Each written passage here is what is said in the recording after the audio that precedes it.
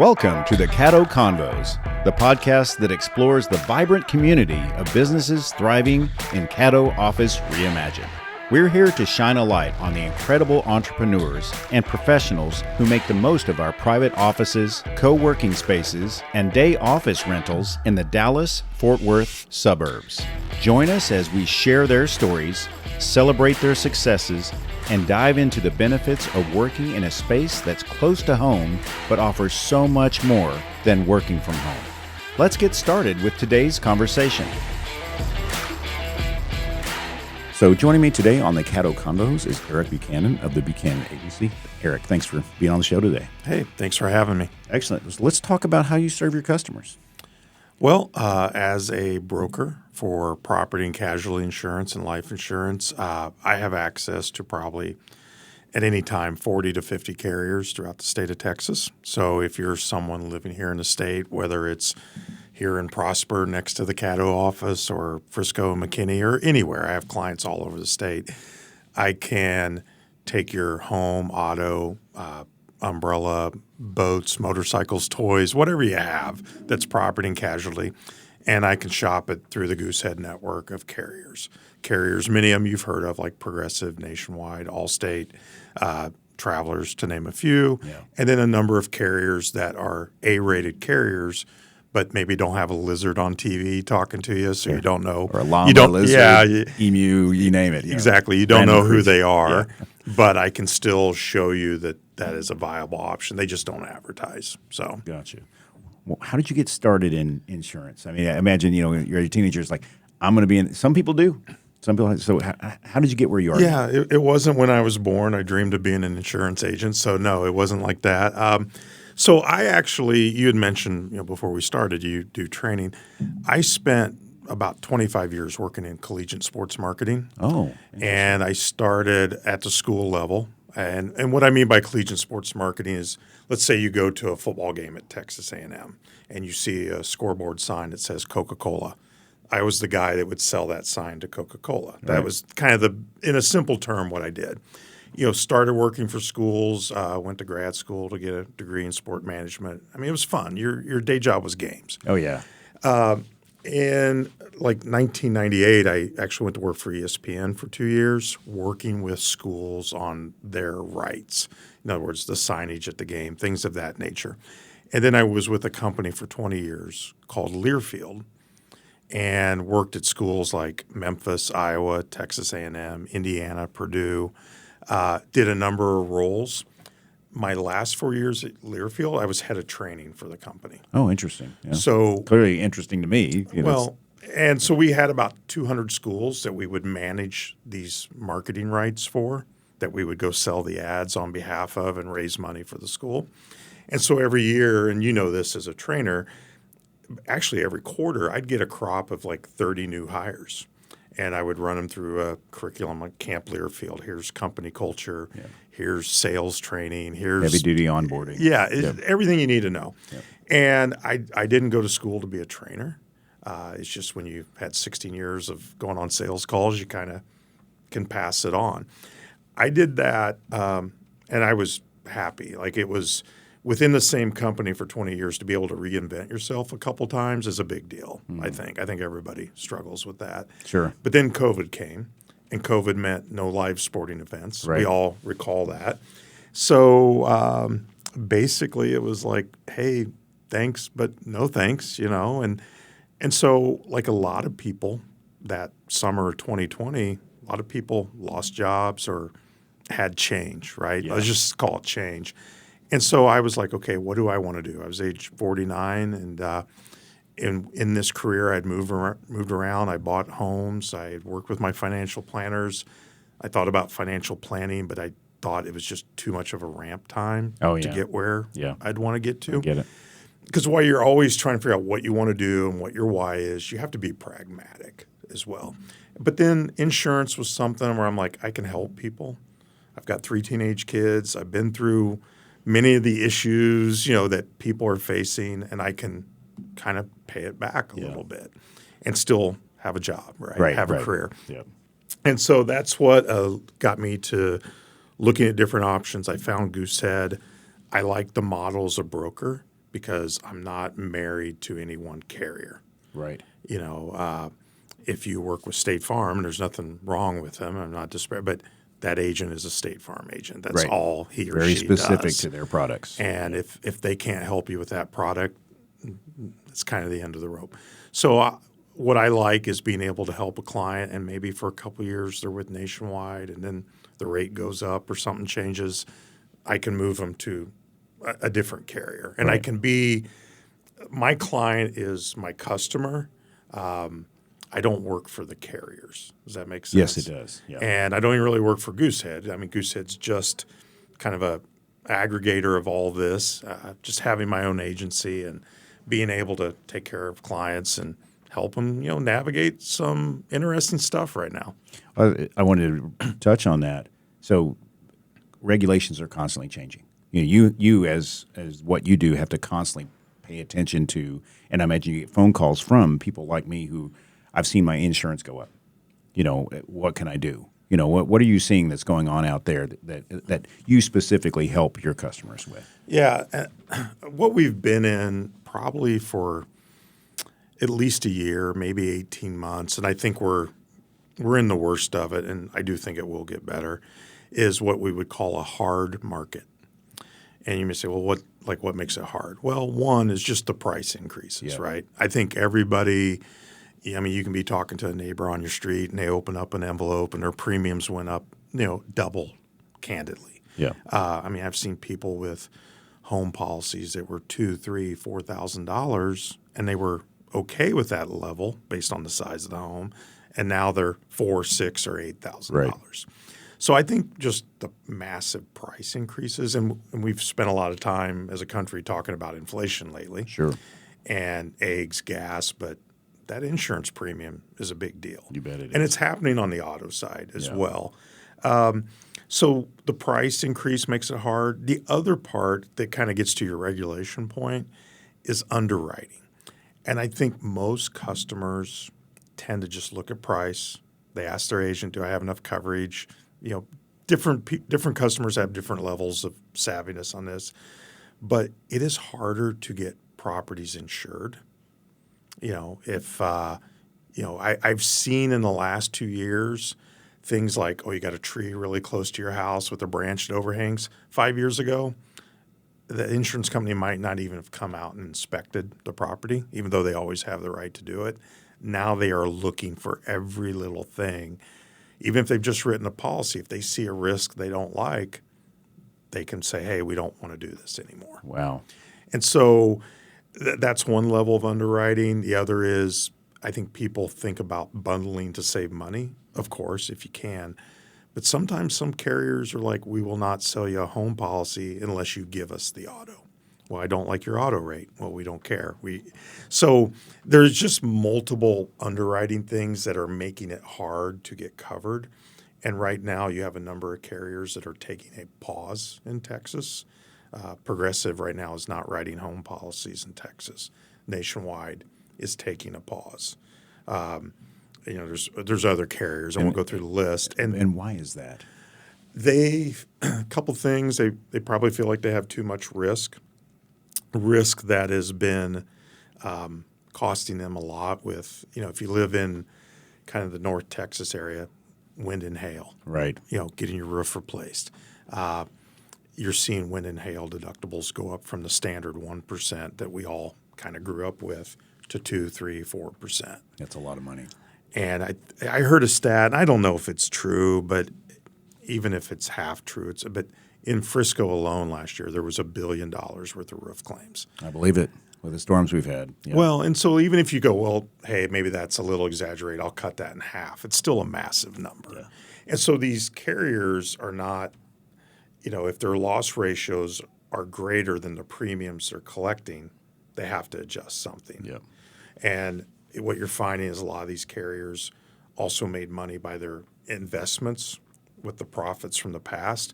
Well, with all the economic and international turmoil, those investments probably aren't yielding what they used to. Yeah. So they really have to make the premium part of the business make sense. Yep.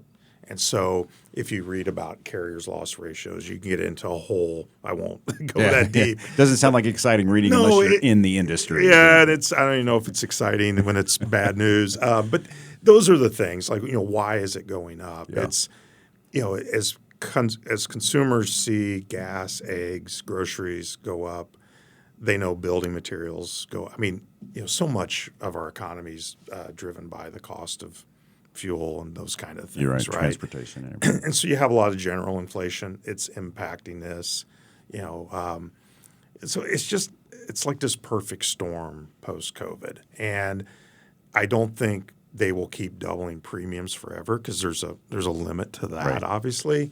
But the market's got to get reset. What I hope is the increases, like the rate of increase goes way down. People expect a 5% increase or something nominal. They don't want to see a Double digit, yeah. And then what I really hope that what people need is that the market opens up and all these carriers say, all right, we want more new business.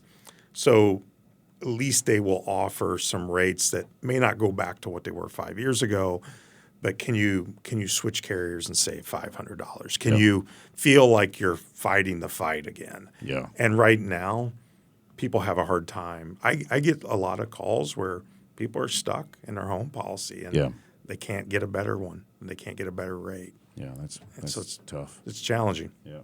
Speaking of home, Caddo's close to home for you. Yes. And tell me why you chose Caddo specifically for your business. No, it's a good question. A couple things. One, just professional looking space. I mean, just looks sharp. It reminds me of my old corporate office I was in. Literally had the sliding glass doors, and it's just very presentable. I mean, if I could put it in a word. Yeah. The service, what Sandy does here at the Prosper location is great. I think I've been here 4 years, and I'm like, hey, my carpet's a little dingy, and they came in and steam clean. Like, they just little things, right? Little things. The concierge service downstairs. And I feel like, too, it's also affordable for what I'm doing. Like, if I went and got retail space at a strip mall, I mean, what I would be paying would be outrageous.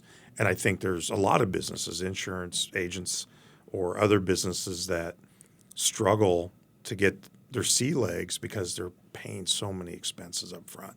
So to sit here at a reasonable monthly rent rate, which is all inclusive of all the utilities and Wi-Fi and everything else, like I'm not getting nickel and dimed on bills. Presentable, good location. I live in Frisco. My office is here in Prosper. It allows me to kind of work out through all of North Texas. So, and I haven't taken. I guess you can go use the other locations. There are 9 locations as of this recording. I haven't had that need yet, but that's always nice to know. Yeah. So no, it's been, like I said, it was 4 years here. I started my business October 2020, so I'm just going through the 4th year anniversary. I can't imagine going anywhere else right now. That's excellent. Well, let's talk about going anywhere else. What's the future that you can see in your business? That's a good question. I think a lot of it is just finding partners to help. Like it's the end consumer. Yeah. Like you may say, hey, can you run me a quote? And I take care of your insurance, and that's great. It's also finding other partners who, maybe you're a realtor, a lender. I've got some clients that are in like landlord business that able to help them with some solutions and scale some things. The great thing, is kind of where Goosehead meets Caddo is I'm able to do all this at a really high level with just one person, one office. Yeah. So there will be a day where do I want to expand my staff and, scale out that way? And, I'll kind of handle that as it comes.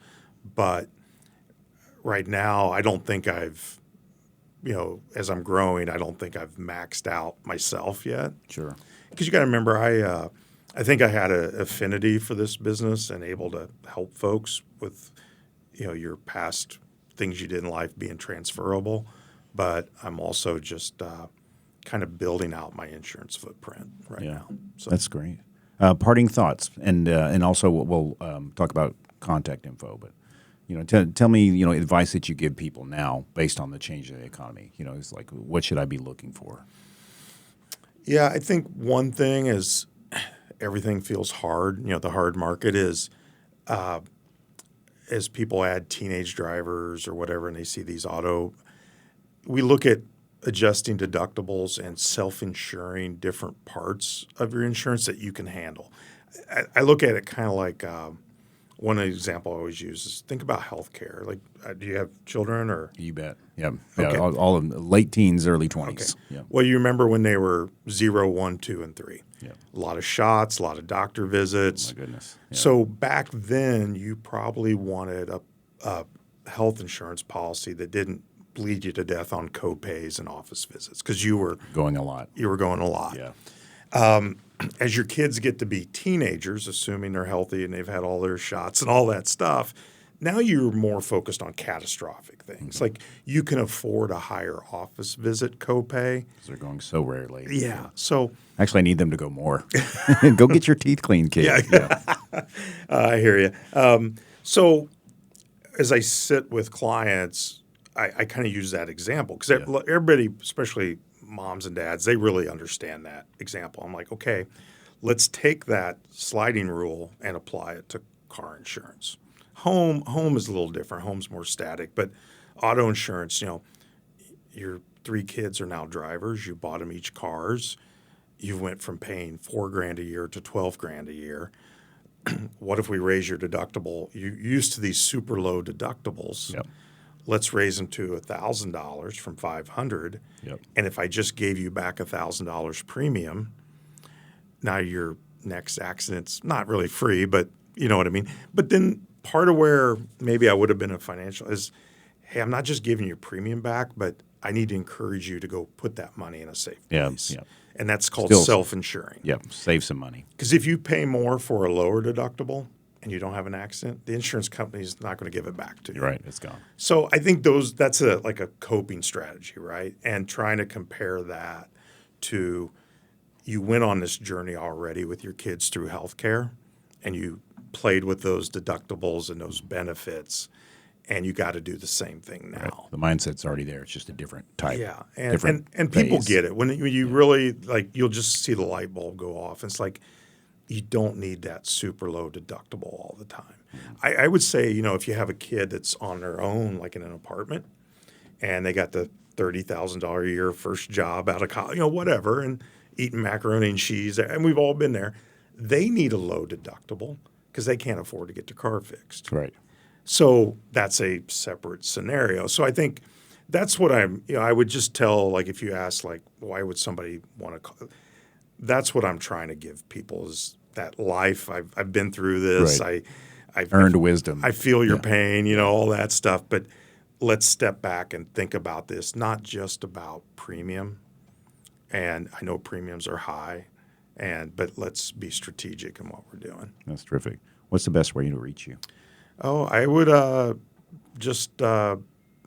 you can email me because usually if you want me to shop a quote, send me your current declaration pages, eric.buchanan@goosehead.com.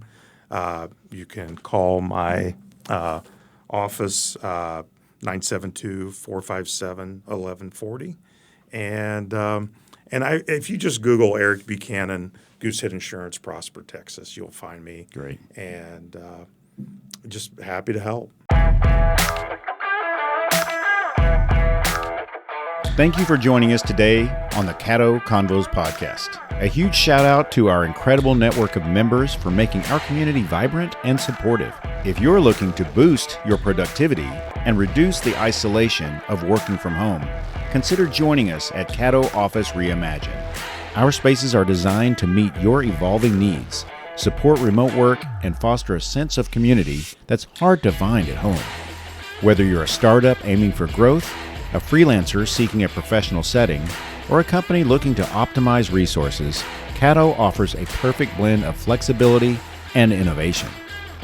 By joining us, you'll be a part of a dynamic business ecosystem that helps you thrive. For more information, visit CaddoOffices.com. Thanks for listening, and we'll see you next time on Caddo Convos.